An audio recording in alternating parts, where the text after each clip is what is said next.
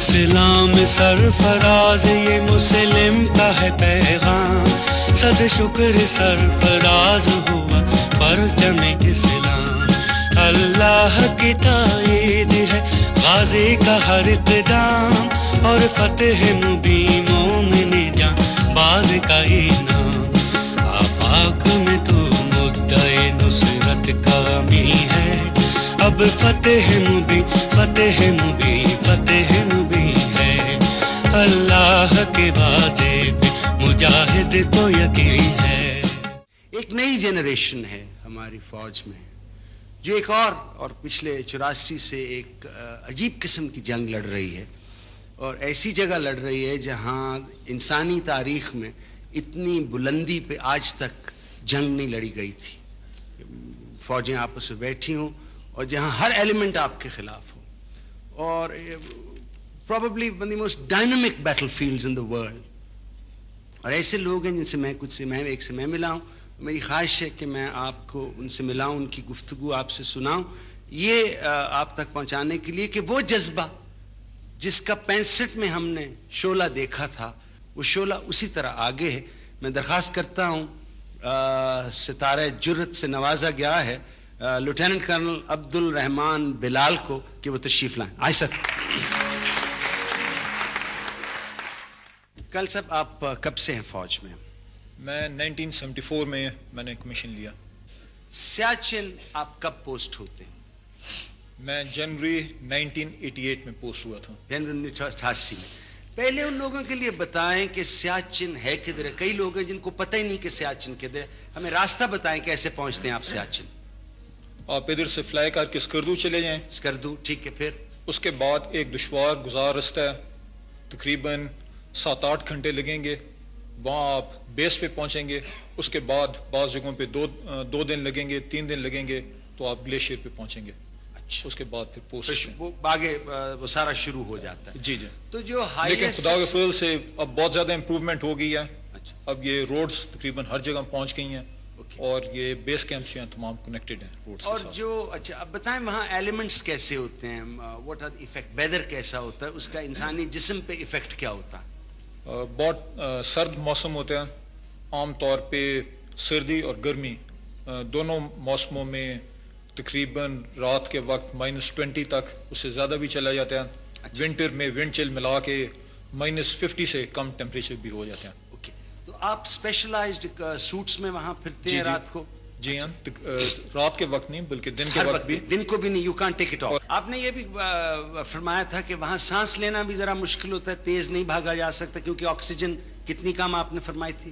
یعنی تقریباً آدمی 15,000 پہ چلا جائے تو 30% of whatever percent is there in air, اتنی اس لیے سانس بھی پھولتا رہتا ہے۔ پھول جاتے ہیں۔ اوکے، اور فراسٹ بائٹ ہونے کا بھی خطرہ ہوتا ہے وہاں؟ جی ہاں۔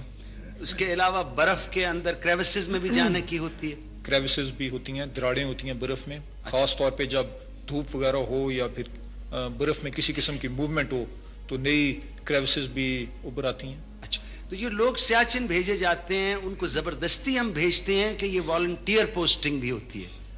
اللہ کے فضل سے ابھی تک والنٹیئرز کی کمی نہیں ہوئی ہے۔ کسی لوگ جانا چاہتے ہیں۔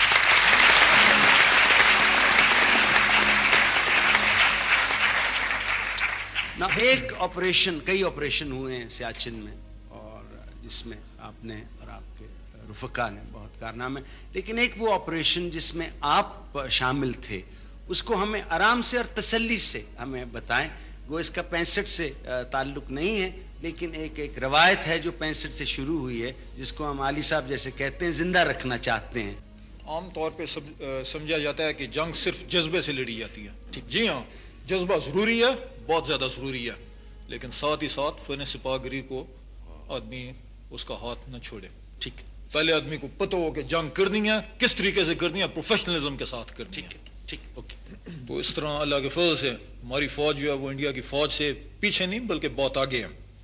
سب سے پہلے اپریل کے آخر میں ہمیں انٹرسیپٹس ملی کہ انڈیا کا ایک کیپٹن وجے کمار ہے، وہ نصرت اور نسرین کی فوٹوگرافس مانگ رہا ہے۔ کیپٹن صداقت اس وقت الیکٹرانک وارفیئر کمپنی کے انچارج تھے، وہ میرے پاس رپورٹ لائے، میں نے بریگیڈیئر بخاری صاحب کو پٹ اپ کی جو کہ اس وقت میرے بریگیڈ کمانڈر تھے۔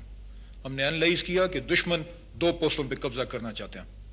جنرل بخاری صاحب جو کہ بعد میں پروموٹ ہو کے جنرل ہوئے تھے, انہوں نے آگے ریکویسٹ کی. اس وقت جنرل علی قلی خان صاحب CS 10 کور تھے, ہیلی کاپٹر مانگا. بڑی پرومپٹلی ہمیں ہیلی کاپٹر پرووائڈ ہوا.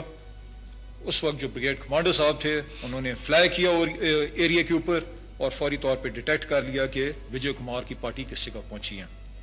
اس وقت 9 کے بٹالین کو یہ کام دیا گیا کہ وہ متعدد پٹرولز بھیجیں اور دشمن کو انٹرسیپٹ کریں. لیکن اس وقت رستے میں کافی مشاکل کا سامنا تھا. بعض جگہوں پہ کریوسز آ گئیں, بعض جگہوں پہ آئس والز آ گئیں, اور وہ موقع پہ تمام نہیں پہنچ سکے. اس وقت فیصلہ یہ ہوا کہ سپاہ کو ہیلی کاپٹر کے ذریعے اتارا جائے. شروع میں SAG کے کچھ آدمی ہیلی کاپٹر میں ڈالے گئے اور ان کو ایک جگہ اتارنے کی کوشش کی گئی, لیکن ممکن نہیں تھا کہ ہیلی کاپٹر اس جگہ لینڈ کرتا, لہٰذا وہ واپس آ گئے. اس کے بعد صرف ایک ہی طریقہ تھا کہ رسے سے ایک آدمی کو ایک وقت پہ ایک خاص جگہ پہنچایا جائے اور اس طرح ایک نفری جمع ہو جائے اور اس کے بعد جو ایکشن ہے وہ کیا جائے. اس وقت برفانی طوفان چل رہا تھا. ہماری طرف سے دشمن کی طرف ہوا بلوک آ رہی تھی, بڑی زبردست دھند تھی, اور اس وجہ سے دشمن کے ہم تقریباً 15 گز فاصلے تک پہنچ گئے.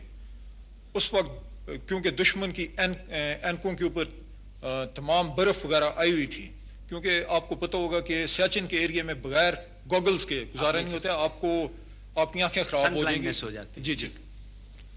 اس وقت دشمن کا ویپن بھی کاکڈ نہیں تھا, تو اس وقت نعرہ لگایا کہ 1 کمانڈو پہنچ گئی ہے, آپ گر گئے ہیں, آپ ہتھیار چھوڑ کے چلے جائیں. ان میں سے ایک ہندو جو تھا وہ اس نے واپس جانا شروع کر دیا, اس نے وڈرال شروع کر دیا. میں نے اپنے آدمیوں کو بتایا کہ اس کو چھوڑ دیں, اور اللہ خبر اس نے نیچے جا کے کیا ایگزیجریشن کی ہوگی کہ پوری بٹالین نے اٹیک کیا, اور ہماری نفری تو ٹوٹل 11 تھی, ٹوٹل 11 آف اس. اس کے بعد پھر اسالٹ وغیرہ شروع ہوا.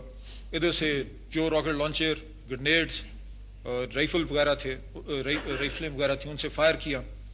رسوں کے اوپر سے وجے کمار اور اس کی پارٹی جو تھی انہوں نے اوپر چڑھنا شروع کیا. ادھر سے جب وہ اوپر آ رہے تھے ان کے اوپر ہم نے فائر کیا. اسی فائرنگ کے دوران لانس نائک اشرف جو تھا اس نے شہادت قبول کی, اور اتنی دلیری کے ساتھ وہ دشمن کے مشین گن کے مورچے کے اوپر ایڈوانس کر کے جا رہا تھا کہ میں آپ کو اس کا نہیں بتا سکتا. لیکن کچھ دیر کے بعد ہمارا ایمونیشن تقریباً ختم ہونے والا تھا. معمولی صاحب نے وڈرا کیا.